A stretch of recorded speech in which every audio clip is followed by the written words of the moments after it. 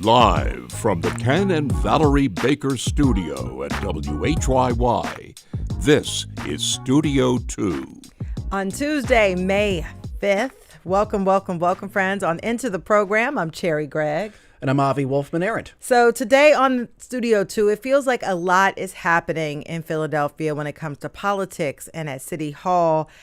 All of it happening at once. There's a school board vote to close 17 schools. There's the Uber and Lyft tax. There's a bus terminal that just reopened. And of course, that heated 3rd Congressional District race. And so we brought in some very smart reporters today to do a roundup of sorts to help us parse through what happened, what matters, and what we can expect coming up next. And so we have Philadelphia Inquirer education reporter Kristen Graham. We have Inquirer City Hall reporter Anna Orso, and of course, WHYY's own Tom McDonald. T-Mac. T-Mac is in the house today. And so we have a sharp group of folks, and we want to, of course, hear from you. What Philadelphia news stories are you paying closest attention to? We'd love to get your thoughts. You can give us a call, 888-477-9499. The email is studio2@whyy.org. And if you're watching on Facebook or YouTube, you can drop your comments in the chat. And we're just talking Philly today, but there's probably stuff happening. There's stuff happening all over the region, but today we're going to zoom in on Philly. There's always stuff. There's stuff. Lots of stuff. Yeah. Capital S stuff. We're asking you, what Philly news story are you paying closest attention to? Again, 888-477-9499. The email studio2@whyy.org. And on top of all that, we're still doing our trio of local news headlines, starting across the river in Camden, where 100 school district employees started to receive layoff notices last week. The Inquirer reports that this round of layoffs includes the district's entire central office staff. This is part of a broader restructuring that will take effect on July 1st. Some of these laid off employees could be eligible for new jobs, but regardless, this is a major shakeup at the school district over in Camden. And this comes after an even bigger round of layoffs last year when the district faced a $90 million budget deficit. Big picture here, Camden's traditional public school district has shrunk dramatically in recent years as more and more students attend charter schools or former public schools run by charter organizations, and these layoffs are downstream of all of that. Yeah, shout out to Melanie Burney on this story. I remember reading about the school takeover back in 2013, and according to the reporting here, enrollment has dropped nearly 50%. While the funding to the actual district has gone up, a majority of that money goes to the charter schools and the Renaissance schools that have become the alternative to traditional public schools. So, Avi, I put myself in a place of a parent who is in the traditional schools, and you see, oh my goodness, there's more faculty members leaving, more staff leaving because of layoffs, and you wonder whether or not you should keep your kid there, or maybe you should also pivot to the charter schools or the Renaissance schools. And it's like this sort of self-fulfilling prophecy. Like when you downsize, the people who are left are wondering whether they need to leave as well because there's just less resources. Yeah, a similar dynamic is at play in the story we'll discuss later about the school district of Philadelphia. So it's not just happening in Camden, New Jersey. No. It's been happening, really, this is a decades-long story at this point. It's been happening in major cities all over the country. Yeah. Story number 2, Penn researchers are using artificial intelligence to mine social media threads in order to get more information on common side effects of certain drugs. A shout out to Inquirer's Kayla Yupp on this story about University of Pennsylvania scientists' use of AI to go through more than 400,000 Reddit posts about GLP-1 drugs to analyze self-reported side effects. And if you didn't know, there are some very popular Reddit threads where people openly and for the most part possibly honestly discuss what they're dealing with while using Wegovy and other GLP-1s. And these Penn scientists published their findings in the journal Nature Health, arguing that AI can be used to help gather large-scale data on longer-term use of certain drugs and treatments. And according to the Inquirer, this model is being tested on a wide range of treatments, but there are limitations. For example, Reddit kind of skews very American, male, young, and well educated. So the post that they're mining may not be representative of all GLP-1 users. Plus, you have to take into a possibility that people are lying or may not be experiencing the side effects that they mention. But the bottom line is AI can help researchers gather information over time about drugs and treatments, since most clinical research trials are short and very expensive. I think that's the key point, right? I don't think anyone's going to say mining social media for user posts and experience is going to replace like a standard clinical trial where you have controls and you follow up with people in a very precise way. But what it can do is A, gather information over a longer period of time, B, look for like smaller proportion side effects, because if you're talking about 400,000 Reddit posts and there's a side effect that maybe impacts a very small number of people that wouldn't be caught in a standard clinical trial, you can follow up on that. And that's what this story, which I found very interesting, made me think of. It feels like this type of data mining could be a guide for like, what should we study in a standard clinical trial down the road? Oh, this type of side effect is popping up. We hadn't really thought about that. What might be the cause of that? Let's look a little deeper. Like, I don't think anyone's going to make any solid conclusions based on, mining Reddit posts, but it could be like a guide for scientists in the future. And so I did think this was a really interesting way to approach scientific research, and it feels like it would have broad implications beyond just this one class of drug. Absolutely. I mean, the FDA has currently just relies on its own reporting system. But like you said, a lot of people don't report anything to these government agencies, and they're only getting it if you're honest with your doctor, because a lot of people are not 100% honest there either. And so they've already been piloting the use of AI and searching and scraping online to find some of the seasonal swings when it comes to COVID, right? You know what that reminds me of, actually? And I don't think this was ever scientifically proven, but when sort of COVID was at its peak, one thing people speculated is that you could tell when a COVID wave was about to hit, because lots of people would be going they'd be going to user review pages for Yankee candles and saying, why doesn't this smell like anything? This is a broken candle. And when those complaints went up, because COVID affects your sense of smell. So that's like, and again, I don't know if that was true, but it's the same idea, right? Is that when lots of people are reporting something, and you can sort of systematically try to trawl for it, you might be able to pick up on trends that would be very difficult to pick up on otherwise. And I'd say go for it, FDA. I mean, use every tool in the toolbox to help narrow down what people are dealing with when it comes to these drugs and treatments. Third story today. Caffeine's a drug. Yeah. In a sense. Do you drink energy drinks? Not anymore. Not anymore. You used to. I used to, yeah. What was your vice there? What was your weapon of choice? Red Bull. Was it really Red Bull? Yeah, but the crash was too crazy. Wait, when were you a Red Bull drinker? For years, during my law days. Yeah, it helped me get through late nights, and it helped my mind be clear. I can't stand the taste of Red Bull. Really? Yeah, I find it. Add some vodka.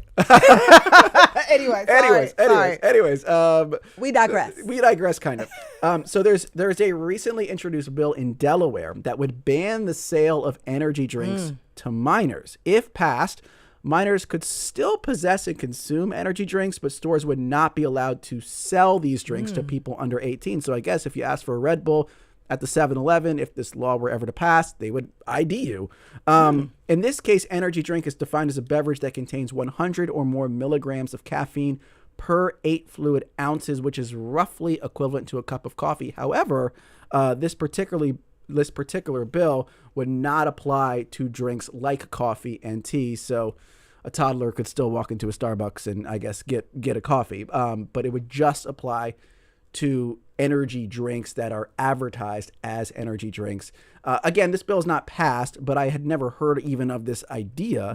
Did a little research. It's popped up before as a proposal in some other states, but I'm not aware of a state that's actually passed a law like this.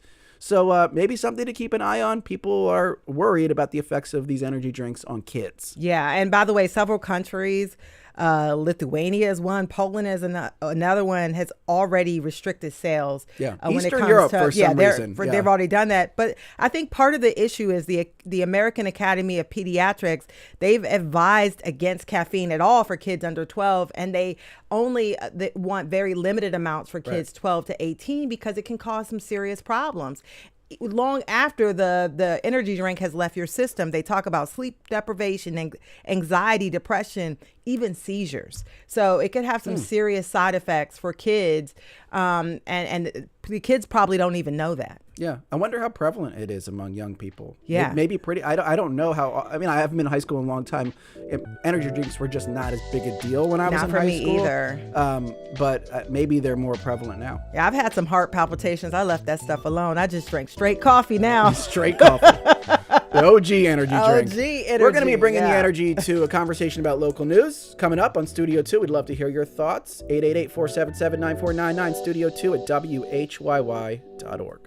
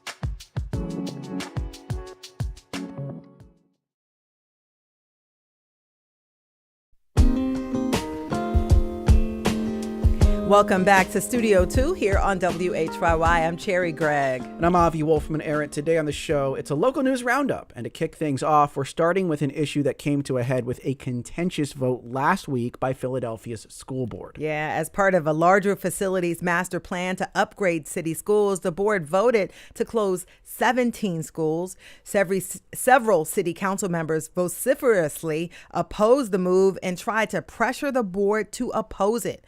Councilmember Isaiah Thomas said he was close to tears about the decision. Here's what it sounded like at district headquarters ahead of the 6-3 vote. Take a listen. You won't vote if we're not heard. You won't vote if we're not heard. You won't vote if we're not heard. You won't vote.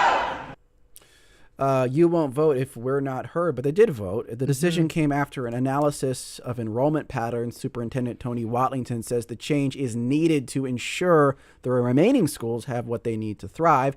Here to help us study up on the fallout is Philadelphia Inquirer education reporter Kristen Graham. Kristen, welcome back to Studio 2. Thank you, Avi. Thank you, Cherry.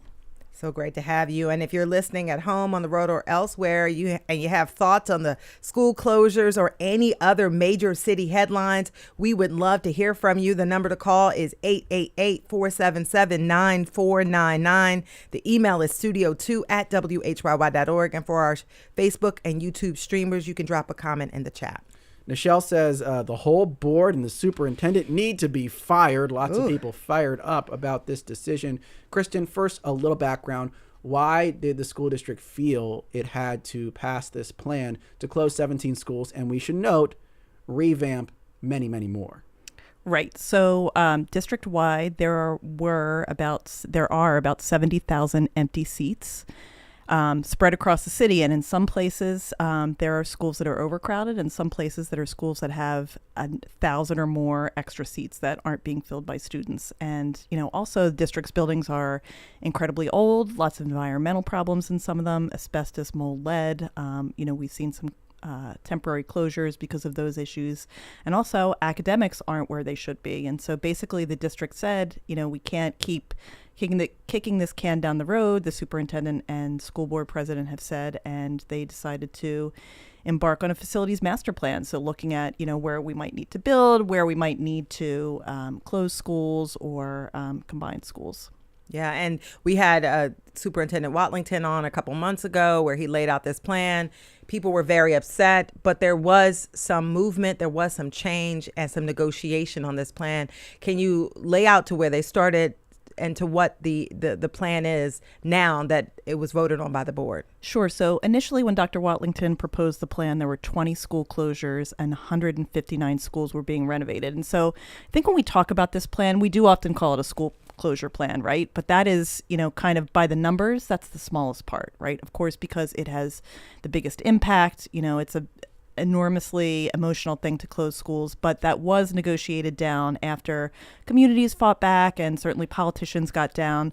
Initially, it was 18 school closures, then 17, and they bumped it up to 169 schools being renovated. But there's a big question mark, right? So initially, the price tag was $2.8 billion, billion with a B. The district is only paying for $1 billion of that through its regular capital borrowing. The rest is kind of a question mark because they are counting on either the state to come through with new money or philanthropic sources to come through with new money. And we know that's not a given. Yeah. And speaking of the state, we've talked a lot about the reaction here in the city. Lots of local politicians in Philadelphia are upset about this plan. How do state leaders view it? Because people should note that the school district gets a lot of its funding from the state. The folks in Harrisburg have a lot of power over the finances of the school district. How are they viewing this move by the district? Absolutely. So as you said, Avi, it's really important to note Philly is unique in Pennsylvania, the only district that cannot raise its own revenue.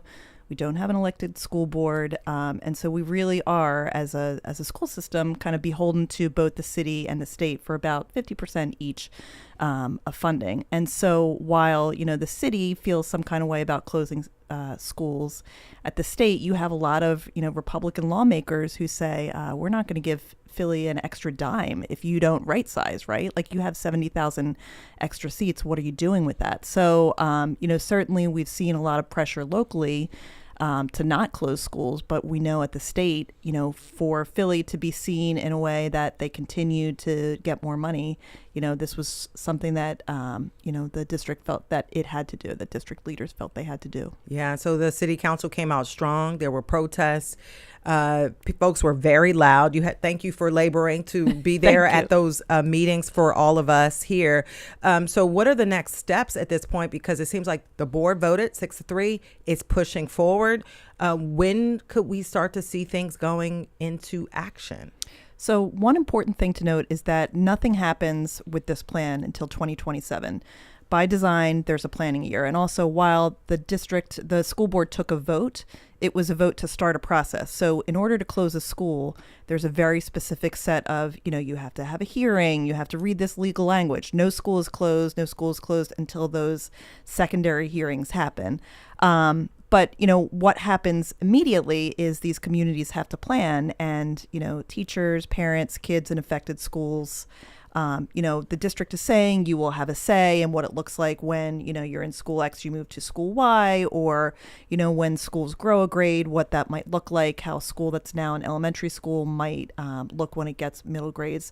But also kind of on the city and district side, we've got this big rift, right? Like I have never in my years of reporting seen city council members stand at a board meeting. They were getting as close to the board as they could and shouting and trying to disrupt the process. Let's talk about the consequences of that rift potentially, right? So what could or what has council threatened to do in retaliation for this vote? So basically, various city council members, led by Councilmember Isaiah Thomas, led by Councilmember Jamie Gauthier, have said, we are not going to vote for the Uber tax, which is $1 per ride, which would go to fund the district shortfall. They've said up to and including they're not going to vote for school board members' reelection. Board members come up again when if Mayor Parker is reelected, she reappoints them, but city council has to vote on their appointment. So, there's a lot of things that could happen. They've called on, several council members have called on the board members who voted for the school closings to resign. So, there's a lot out there. Before we wrap up, I do think it's important to explain to people why the district is in the financial situation that it's in, where it seems like expenses are rising faster than revenues, and they have these financial pressures acting upon them. I know it's a lot to get through, but in like 30 seconds, could you explain how the district is in this situation at all? So structural deficit, right? Because the district does not control its own financial, its revenues.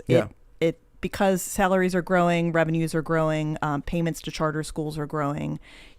They basically have a finite pool of resources to draw from, and that's controlled by the city and state. It's not like they can go out and say, hey, we're going to raise taxes. The school board can't do that. So it's really, that is a unique creation. Yeah. And last question, and Avi has raised this point in the past as we wrap up.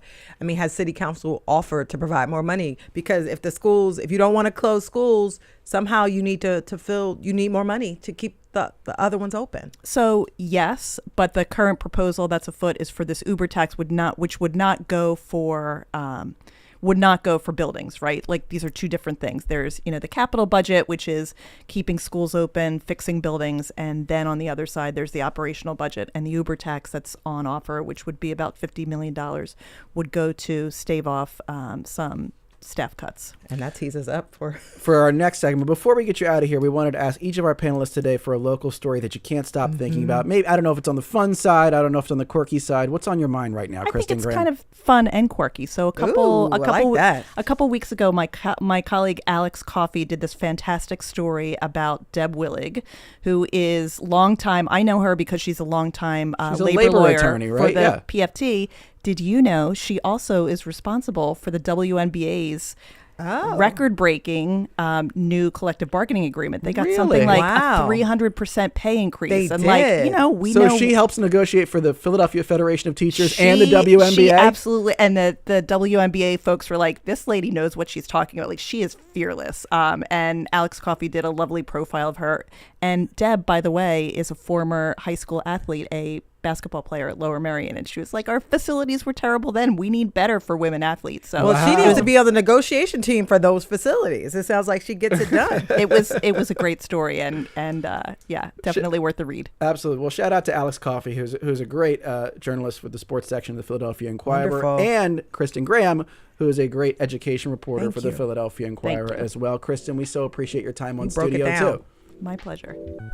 All right, coming up next, we'll be talking about that Uber tax on the other side of this break, and we'd love to hear from you. What Philadelphia stories are you paying most attention to right now? The number to call is 888-477-9499. That email is studio2@whyy.org. We'll be right back. This is Studio 2. Don't go anywhere.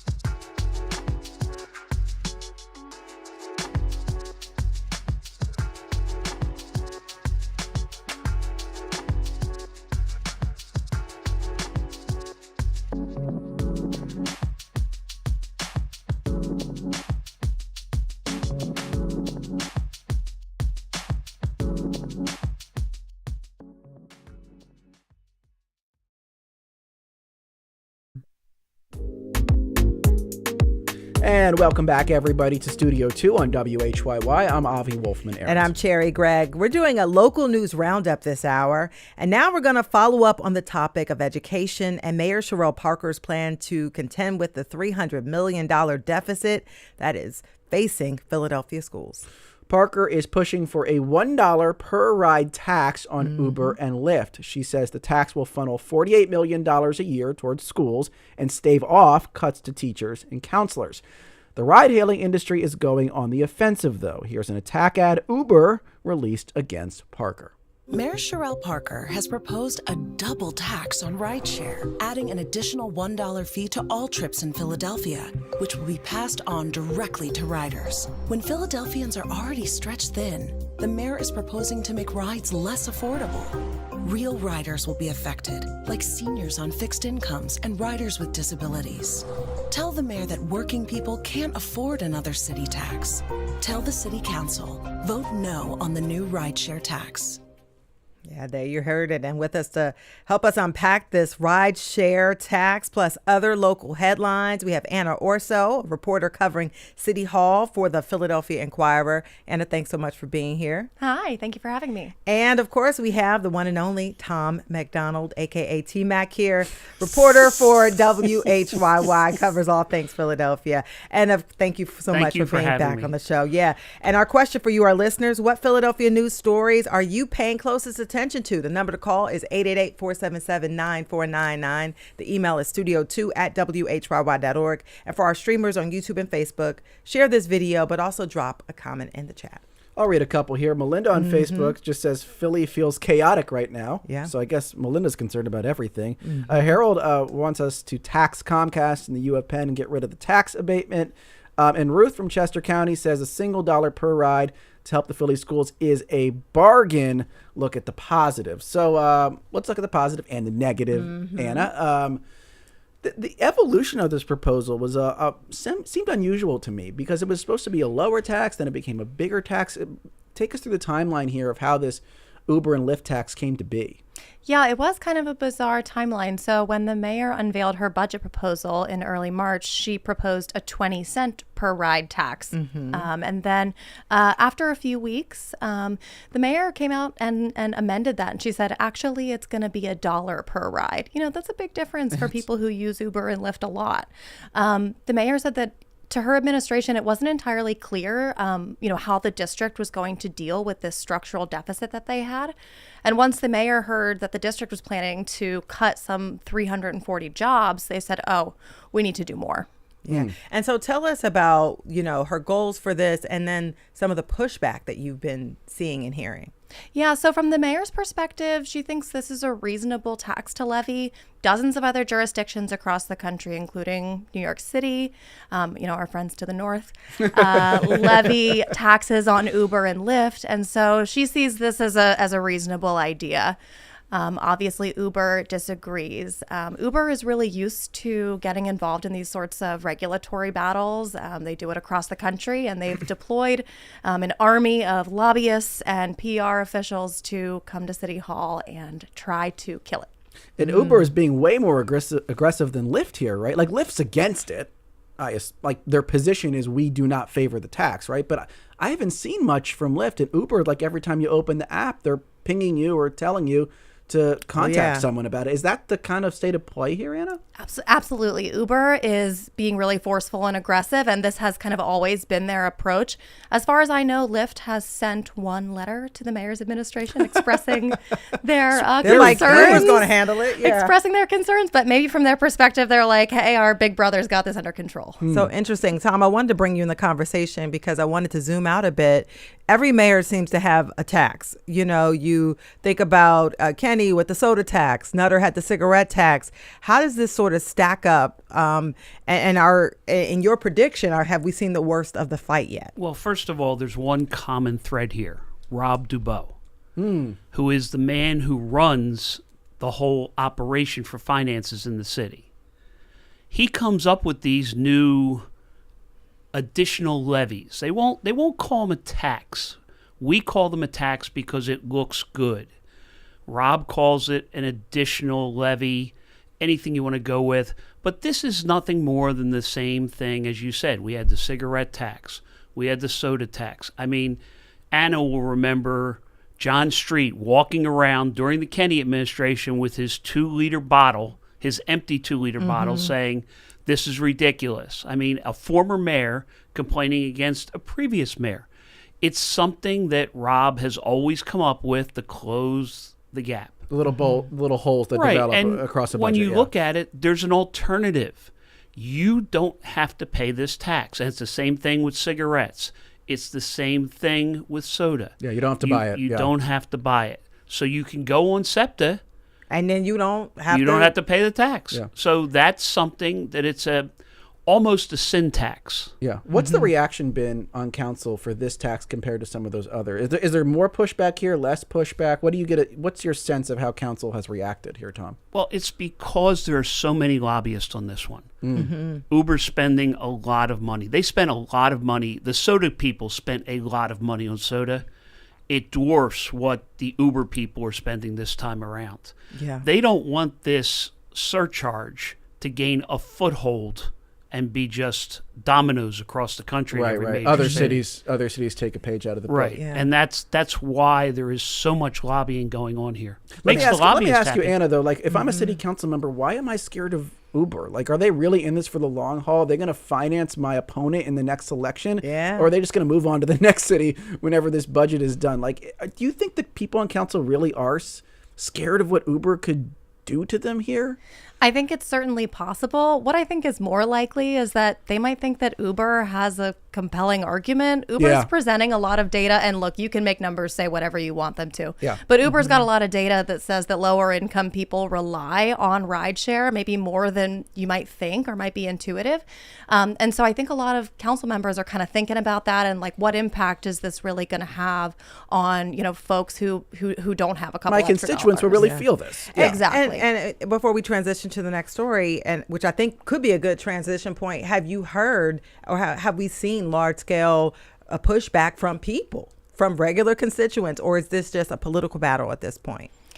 I mean, I think it probably feels like mostly a political battle at this point. But I mean, look, there are a lot of people who are seeing that message in the Uber app every time they use it that says, like, do you want this to be more expensive? Most people would prefer it not be. Yeah. And transitioning now to the Safe Healthy Homes Act, a bill that was not just political. It got really loud, where you saw very large and loud protests from people who are renters and people who are, landlords. Can you tell us what the Safe Healthy Homes Act is and sort of like who's on either side for folks who haven't been paying attention? Yeah, so this is a package of bills that would essentially provide new protections for renters. Renters make up about half of the people in the city. And so what this would do is, protect them from landlords who maybe take too long to respond to safety concerns, don't take care of code violations. It would allow you to not have to pay your rent if your landlord doesn't fix what's considered an unsafe home. Advocates have been working on this issue for years. There are people who are sort of aligned with the tenants and renters' rights groups who have been very active on this side. On the other side are, groups, especially one called HAPCO, which represents landlords from across the city. And they lobbied hard against this legislation, so hard that they filed a lawsuit over it even before it even passed. Yeah. And what's the status of that? Because my understanding is that eventually the package passed council, right? Do we have that right, Anna? That's correct. So are the landlords still suing? Are they still trying to stop this? Where does the legislation sit right now? Yeah, so right now the legislation is passed. We are awaiting another hearing. So the landlord sued, saying that City Council violated the Sunshine Act, which is kind of a novel way to stop a piece of legislation you disagree with. Basically, they said the council didn't follow. It was a procedural flaw. It was a procedural flaw, exactly. And so they took the city to court over it. A federal judge basically said last month, the city can go ahead and take the vote, but we're going to hold a hearing about this in June. So we'll see. And Tom, wanted to bring you into the conversation because I know a lot of landlords had pushed back on this in large part because they said, look, a lot of the city organizations, the city like L&I, all the different agencies, they have a lot of backlog. It's slow, and this would put landlords at a disadvantage. Your thoughts on that? You've got to look at the smallest of landlords. If you own a duplex, you are officially a landlord. Some people can't afford all the extra steps that it takes to certify that second floor room, that second floor apartment. And that is going to hurt people to the point where they're going to have to sell. That will open it up for the bigger landlords to buy up properties that they wouldn't normally get. And it's a way for people to be able to, we talk about affordability gap in housing in Philadelphia. It closes that affordability gap even more because there are people who can afford to buy a duplex but couldn't afford to buy a single family home, and those people wouldn't get homes. And where's Parker on all this? Where's the mayor? What's the mayor saying about this legislative package? You just gave a shrug, Tom. It's not a priority right now. I mean, the number one priority is the Uber. Yeah. Speaking of where does the mayor stand, let's talk about the ICE out legislation package, because this has been a real cat and mouse game politically. First, let's talk about what's in the package, Anna. So this is anti-ICE legislation that was the proposed and passed by City Council. What's in it? Well, there's 7 bills. They do all sorts of things. The most important ones would basically make Philadelphia's sanctuary status a law. So a new mayor couldn't come in and revoke it. It's currently in practice because of an executive order. It would also prohibit ICE from carrying out raids on city-owned properties, rec centers, libraries, things like that. And it would ban ICE officers from wearing masks or otherwise concealing their identities inside the city. Yeah. And what has been the Parker administration? Because I know there's been a lot of support from the public. There's been a lot of support from City Council. Rue Landau has been one of the leaders on this. But what has been the Parker administration's response, given the fact that the mayor has been very tepid when it comes to flouting our sanctuary city status here in Philadelphia? Absolutely. The mayor has said very little about this. She's basically said, look, we know this is an issue that a lot of people care about, and I'm going to think about it closely. As you said, the mayor has, the mayor has really avoided criticizing the Trump administration. And so that would go and jump in. Well, I didn't want to interrupt, but the one thing that the mayor does repeatedly say is Philadelphia is not technically a sanctuary city. She says welcoming city. And I will tell the story, and I think Anna was there, of a reporter from a television station that tried to confront the mayor on that and got a 15-minute lecture. And I'm not kidding when people say 15 minutes, I timed it. It was a 15-minute dressing down during a mayor's press conference. Wow. Because they do not want that S word attached to Philadelphia. And I want to do a quick follow-up for you about this because we've seen the Trump administration be very aggressive. They sued New Jersey on multiple fronts. Is the mayor worried about the lawsuits and then having to battle the Trump administration in court, Anna? Yeah, I think they're worried about a couple of things. I think they're worried about lawsuits. I think that they do not want the Trump administration sending a surge of ICE officers here to the city like they did in Minneapolis or in Chicago or other cities that maybe got on the president's bad side a little bit. I also think that the mayor knows that Philadelphia really, really relies on federal funding for so much. I mean, many, many, many millions of dollars a year. And she doesn't want to put that more at risk than it already is. But to be clear, nothing yet from the feds. We haven't seen any concrete retaliation action, Tom, from the feds. Maybe they're watching. Because the city continues to stress that it is not a sanctuary city. As long as the city doesn't call itself a sanctuary city, it will continue to fly under the radar. Yeah. Now let's get to the story that Larry is thinking about right now. Larry says he's thinking about the ugliness in the 3rd Congressional District race. All 3 major candidates have their pluses and minuses. But from what some of their supporters are saying, I'd expect this country to implode if the other candidate is elected to Congress. Thanks for that comment, Larry. So let's talk about the 3rd congressional race first. Let's get everyone up to speed, Tom. Who are the big 3 in the race. This is a district that covers basically West Philadelphia, Northwest Philadelphia, a Large little bit of swath, South Philly as well, but it's a lot of Philadelphia in this 3rd congressional district. Well, Who's in it? You've got 2 established politicians.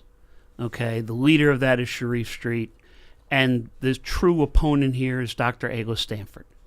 And she's on every source of media over and over and over again. I don't think you can go near any source of media. She's backed by a scientist pack that is using what is called dark money in order to control the media in this election. I mean, somebody told me they saw a Cherelle Street ad, but like I haven't seen it personally. Yeah. And you're just not so going to Cherelle see Street's it. a state senator. He's the son of a John former mayor, Street. John Street, a nephew of former state senator Milton Street. So he's been around for a Former long head time. of the Pennsylvania Democratic Political Party. Ayla Stanford is doctor. During COVID, she became a poster child for making sure that everyone got a vaccine, everyone got treated. And then Chris Rabb, who's a state rep in Northwest Philadelphia, has kind of carved out the progressive lane in this race. So those are the big 3. I mean, what do you say, Anna? What do you think is kind of like the big, sort of the big headlines over the last few weeks of this race? Because we're kind of getting into the season where the normies are starting to pay attention. They're not popping the their heads out the weirdos like sand. us. Yeah. What have been some of the big headlines that have popped up recently? Yeah, well, I've been paying attention for a while because I'm a sicko. And I agree with Larry that it's gotten kind of messy lately. So, I mean, look, a lot of this comes down to style. They're all Democrats. They're running in a Democratic primary. They really agree on a lot more than they disagree on. They all want to abolish ICE. They all believe in Medicare for all. A lot of this comes down to how do you approach the job? Cherelle Street is, like Tom was saying, he's sort of your establishment politician. As some might say, he might tinker around the edges to try to fix things in ways that you can do by building compromise and building coalitions. Yep. But Cherelle is not like his father and uncle. True. He's more of a quiet power behind the scenes. Very strategic. And that makes a big difference. Right, because John Street and Milton Street had more of a reputation, at least earlier in their careers, of kind of being insurgent they both candidates. started as street vendors, become activists. Yeah. And Cherelle's not that way. I mean, Cherelle has lived his life through politics, has learned how to quietly broker deals, and he's not that screaming person leaning against a casket that Milton was. And his father was a lot more in the middle, and I think Cherelle is just so subdued. And the one thing we have to look at in this election, it's going to be a low turnout election. You're not going to see a lot of people. Those elections in Philadelphia are controlled by the ward leaders. The ward leaders are, for the most part, backing Senator Street. Yeah. And I want to talk about flaws a little bit and what voters are saying, because last week we had our political debate, 3rd District debate. Dr. Ayla Stanford chose not to come, citing a number of issues. But I want to, was that a mistake? Does it matter given the fact that she has millions of dollars? And I think one morning and within an hour and a half, I saw 7 Ayla Stanford commercials. I mean, does it matter at this point? Is it really about the TV game? Do whether or not you have another debate, does that even matter at this point? Because people already made up their minds, Anna? Personally, I think it does matter. With races like this, there are always a lot of undecideds. And as Tom said, it's a relatively low turnout race, which means it's high information. People are really paying attention. People are, close to the party. They're wondering what's going on. I do think that people notice when things happen with, Ayla Stanford having sort of a rough week and then skipping a debate. But what I will say is, advertising matters so much, and we're not talking about a little gap. We're talking about an enormous gap. This super PAC backing her has spent more than $3 million on ads. Cherelle Street's campaign has spent less than $100,000. Yeah, and Chris Rabb, I haven't seen any Rabb commercials at real all. quick, strengths and weaknesses for Rabb's candidacy, because we kind of gone the strengths and weaknesses for the other two. Yeah, absolutely. So Rabb is kind of like your progressive insurgent, a really really good speaker, has that stage presence. He says he'd be part of the squad. And so, I think his hope is that the other two candidates kind of split the centrist vote. Yep. And he can sort of scoot up the left lane and win. But he's got no grassroots support. He's got What do you mean he's got no- he's got no he's door online. knockers. He has a lot of online support, though. I Yeah. understand that, but getting people to get out of their house and get to the voting booth is the key here. Right. Without the door knockers, you don't have a race. And I will say, push back a little bit, because if you go to the Northwest, those people up there, I mean, they love And it's a very progressive Chris area. Rabb. Yes. It's a very progressive and area. they will swat you if you say anything bad about this man. It's not the point. The point is, will they get out and go to the polls? And that's the key in a low turnout election. Yeah. There's going to be a lot of Democrats coming out because they want to defeat the current incumbent in Washington. But this race, whoever the Democrat is going to win. Yeah. By the way, since we're talking politics, a big host committee, folks came to Philadelphia. Philadelphia is in the running, Tom, to host the DNC in 2028. What happened? By the way, we were hosts in 2016. Right. A lot of us were there, right? And so, do we really have a chance? Lay it out. Well, first of all, the God of Gods has returned from Canada, David L. Cohen. Yeah. For people who don't know him, while he was in his Canadian slumber or whatever he was doing as ambassador up there, he's the man who makes things happen in the city. He used to be the number 3 in command of Comcast. He was Ed Rendell's deputy. Yeah, mayor. I mean, Managing everybody director, knows right? that he was the He's a right-hand no, man he to Ed was Rendell, he was yes. chief of staff. Yeah. He was the man who did everything, and Ed went out and cut the ribbons and kissed the babies. And even Ed would admit that David was the person who got a lot of stuff done. And he's now back in this. He's now the leader effort, yeah. of this effort. Yeah. Okay. He told me on Thursday that Philadelphia has a fantastic chance, if not 28, then 32, because they're looking forward to do 2 convention bookings in a row. So Philadelphia might not get 28, but they could get 32 and be named now for 32. Wow. Want to read in a few comments here.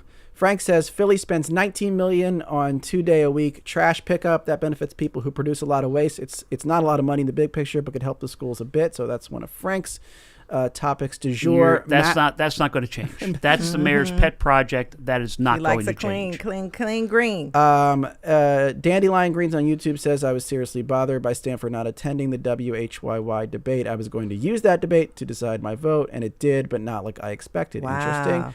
Matt comments on city council, pandering is alive and well among Philly politicians. I think Matt's referring to our conversation about the schools earlier. Let's get a caller in. This is David from Center City. Hey, David, you're on Studio 2. What Philly news topic do you want to discuss? Hi, thanks for having me. I'm calling about the 3rd Congressional District race that you were just talking about. And pretty much the point I wanted to make was a comment that I think the main difference between these candidates, that is one of the biggest wedge issues that's going to decide this election and decide, for the electorate who they support, is the issue of money and dark money and APAC money in general. Because I think Chris Rabb has made a very strong stance about that, and I think that's where the momentum in the Democratic electorate is going. Yeah, thank you. That's David from Center City. Anna, you want to comment on that, or Tom? Yeah. He's absolutely right that Chris Rabb has made this a big point. Rabb's point is that he's branded A-Law Stanford as benefiting from AIPAC money, so that's the pro-Israel lobby. We don't have much evidence yet that's true, but given the super PAC that's backing her takes, as Tom said, what's called dark money, they're not required to disclose all of their donors to the federal government, so we don't actually know. Yeah, and it's like her response to it. I don't know how effective you think that has been, Tom. Well, there's been a progressive wave throughout the country right now, and in Philadelphia. I mean, the council members that are fighting the school closures are all the progressives. So when you look at it, progressive is making a big push throughout the city, Maybe Rab comes out from around just like the Kentucky Derby and wins it in the end by a head. We'll see. By the way, got to talk about this new Philadelphia bus terminal, new old one, because it's back to where it used to be. It on is Filbert more than Street. what it used to be. It is gorgeous. I went in there over the weekend. It looks so nice when you compare to having to sit on the curb on Spring Garden Street, Tom. So where is it, first of all? We got to remind folks it's the at whole the saga same here. place, Yes. Filbert Street. It's near to Chinatown, essentially, yeah. Near Chinatown, but there's a change. And if people don't know this, you can drive down Market Street and make a left-hand turn now between City Hall and Independence National Historical Park. And that's a big thing because it keeps the buses out of Chinatown, which was the way the Chinatown Development Corporation signed off. Mm-hmm. The bus terminal is the old Greyhound terminal that was giving Shabby a bad name. And it is beautiful now, clean bathrooms, everything is Vending spectacular. machines, it's very nice. Right, but it's And only they're gonna put a temporary, cafe right? Yeah, It's 'cause only well, temporary, right? It could be up to 15 years. Could be up to 15 years. But the Because- long-term plan yeah. is what here? The long-term plan is to find a permanent location, hopefully out by 30th Street Station. Yeah, because they wanted because an it would inner be- city right, bus terminal. connected to rail, connected to everything, so you could basically go just about anywhere. Wow. All right, so we're getting close to the end of the hour here, and we wanted each of you to talk about a story, maybe a little under the radar that's got your eye. Kristen Graham earlier recommended a great story by Alex Coffey at the Inquirer about this attorney who helped structure the new collective bargaining agreement in the WNBA and happens to be a labor attorney here in Philadelphia. Who knew? Anna Orso, give us your story. It's got to be as good as that one, so there's a lot of pressure here. There is a lot of pressure. I think my story's really good. So my colleague Dugan Arnett wrote a story a few weeks ago about a pit bull named 40. Okay. He's Oh. from Frankfurt. He went missing 10 years ago, think I heard ran about away this from one. home. Yeah. His parents moved to Luzerne County. They got a call from the SPCA, a couple weeks ago. We have 40. Oh, my 40 God. found after. 40 found after 10 years. They came and picked him up, and now he's This is home a again. Hollywood movie. Wow. How did they find him? Like, Beautiful. what was the... He was turned in. had Somebody a took him chip? to But it had to he had be a his chip. chip. He had a chip. He came Where into was- ACCT. did they know where this dog was? They didn't know where he was until he came in to ACCT. Go ahead now. What was that movie? It was called Homeward Bound. Does anyone remember that movie? That's like Yes. about this kind of thing. These dogs get lost for a long, long time and they somehow find their way home. Yes. I think this should be the sequel to that. Nah, This sounds yeah. amazing. Amazing. Not 40 just the bound. movie. And Tom, I know you got a great. What's your story? Mine is the development at the sports complex. We're going to build a new arena out there, which we've known is going to be in the old location of the Spectrum, but that's going to delay redevelopment to make it more like the Battery in Atlanta. Right. They want to put in high-rise. They want to make it a whole neighborhood. Right. They want to make it a neighborhood with more entertainment and make it a 365-day-a-year happening location. That's going to be interesting to see, A, if it can be built, B, if the zoning happens, and C, if there's any city money involved. I feel like that's been an idea forever. Floating to around. take that part of Float, sort of float. like Yeah, but far remember South who is Philadelphia, remember the Navy who is Yard part plus, of the Sixers. yeah. We've got people who are developers that are part of the Sixers. Sure. Comcast wants to maximize their return on investment. They own the Flyers. Right. And so you're saying there's the money and the power this time to make it happen? Yes, absolutely. And what's the time? You said the timeline for that is then after they build this. Well, it's going to be after 2030 because we've got to get the new arena up by 2030 for the WNBA team that's coming to and town. meanwhile, I cannot wait for it. I get very excited every time we mention the WNBA. And meanwhile, there's still, I feel like, forever plans to try to turn the Navy Yard into some sort of neighborhood, and there's now some development down. So Well, you're saying there's a hotel there now, Yeah. and there's more building constantly, and it makes for a whole package if you start building up the Navy Yard. Yeah. Yeah. Well, I want to thank you both for joining us this hour and for being such great guests. And covered for a lot tackling today. So many different topics. Tom McDonald is a reporter at WHYY. Tom, thank you so much for your time today. Thank you for on having me. Studio 2. And Anna Orso covers City Hall for the Philadelphia Inquirer. Told us about everything, including, what was the dog's name again, Anna? 40. 40. 40. Thank you for spending 40 plus minutes with us, Anna Orso. We were so appreciated on Studio 2. Thank you, friends. Yeah, 40 found after 10 years. That is an unforgettable story. And thank you for our caller and for everybody who wrote in with your stories that you are following here in Philadelphia. And of course, we couldn't do any of what we do without our producers. I got to say thank you to Debbie Builder, Hazel May Bryan, Paige Murray Bessler. Mike Schiffler is our visual producer. Al Banks and Tina Calicay engineered today's show. Our executive producer is Kevin McCory from Studio 2 here at WHYY in Philadelphia. I'm Cherry Gregg. And I'm Avi Wolfman-Arent. Thank you so much for joining us. And guess what? We have the great privilege of talking to you tomorrow.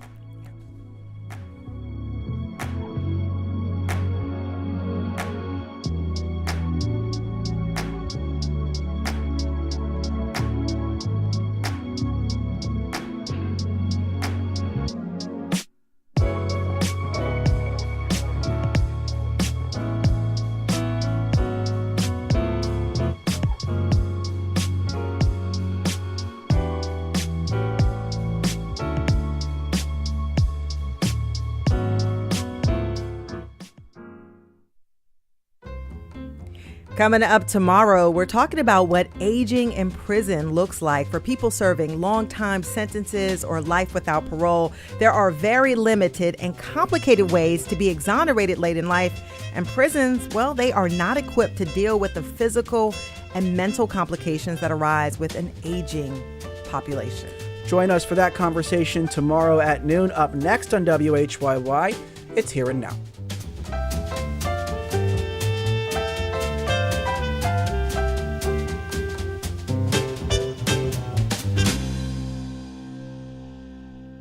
Supporting WHYY, Delaware Valley University, offering a Master of Arts in Counseling Psychology for those who seek licensure as a professional counselor. Their counseling lab develops counseling skills through practice and feedback.